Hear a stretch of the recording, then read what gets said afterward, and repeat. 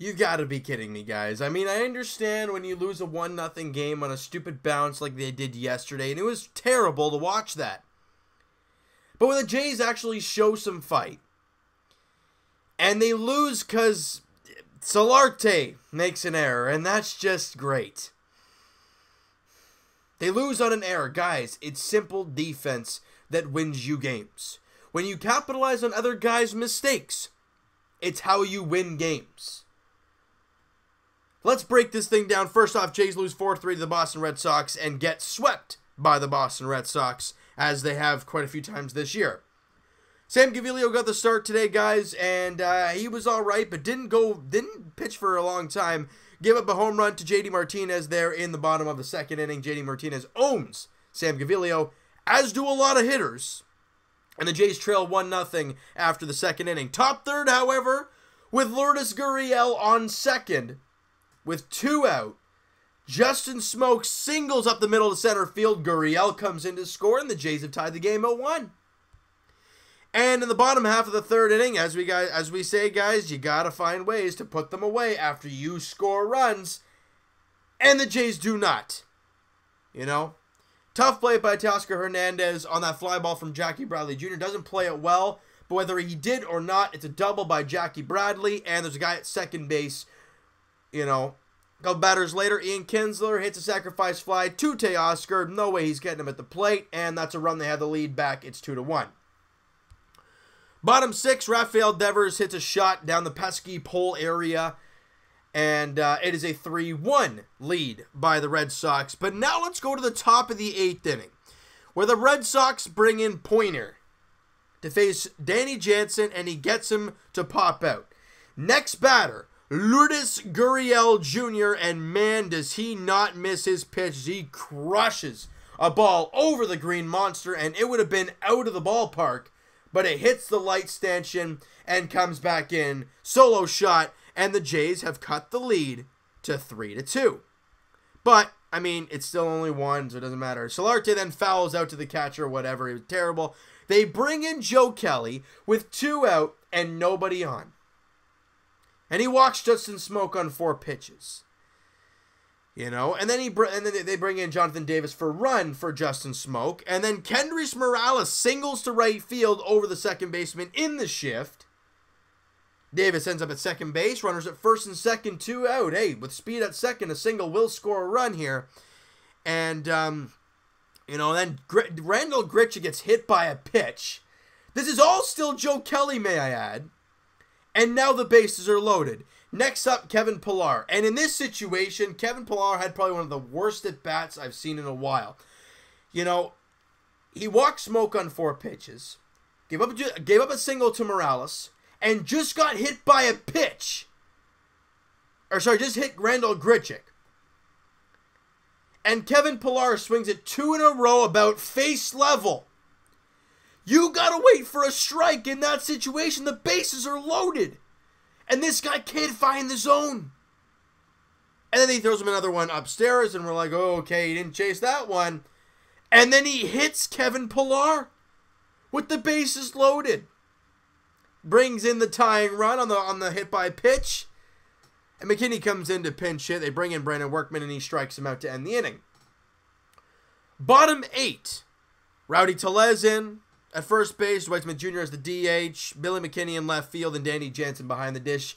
Danny Barnes on the mound. And he gets JD Martinez a ground out to Solarte to start out the inning. And then Xander Bogaerts doubles to left field, and then he steals third, and we're like, this is not a good scenario. And then there's a little pop-up behind second. Solarte can't make the catch. Just doesn't look comfortable. Doesn't look like he wants to be here whenever he's running the bases. Looks very lackadaisical. Can't make that play. Bogaerts comes in, and the lead is back to 4-3 for the Red Sox. And that's how the game ends, because you see Craig Kimbrell come out in the top half of the 9th inning, and it goes 1-2-3. If you lose a game, if the Jays lost this game 3-2, I would have been like, man, it's a tough loss, but you know what? This team has put up fights. But it's the way this game finished that hurts so much more. But let's try and find the positives. I mean, this Jays season is long over. The team is 16 games under 500. They just got swept again. It's boring to watch. But Gurriel was 2 for 4 with the home run and the RBI. Scored a couple runs as well. He is now hitting .286 on the year, and that is home run number 8 for Lourdes Gurriel, RBI number 27, and he scored 27 runs as well. He has been fantastic for the Toronto Blue Jays. Smokey goes 1 for 3 with the RBI. K-Money 2 for 4. Grichuk 1 for 3 with the hit by pitch and strikes out a couple times. Teoscar Hernandez 1 for 3. But really, that was about it. Only 7 hits in the game. Really not much going. Gavilia was not that great. Jose Fernandez comes in, and the lefties for the Blue Jays were pretty darn good. Jose Fernandez comes in, goes an inning and a third, no hits, no walks, no strikeouts. Just a clean job for him there. Mark Leiter Jr. comes in and gives up a couple hits and a run. I mean, and strikes out 3, but he gives up a run. So there you go. Tim Meza, like I said, the lefties were good in this one. He goes an inning and a third, no hits, no walks, a strikeout. Guys, for the first time in a long time, I'm actually confident with the Blue Jays lefty pitchers. I love it. I love Tim Meza. I love what he's doing. And Danny Barnes picks up the loss, obviously, with that run there in the bottom of the 8th inning. Too bad, because he probably would not have given up that run if Solarte makes the catch and holds Bogarts at third base. But instead, you lose the game 4-3. So, guys, next up, the Blue Jays face the Yankees. Yay! God, this is not fun. We're almost there, Jays fans. The end of the month, and the Leafs and Raptors will be starting up soon. Marco Estrada goes in Game 1 against Masahiro Tanaka. Jays love facing him. Not. 7:05 first pitch at Yankee Stadium. Game 2, Sean Reid-Foley versus CC Sabathia.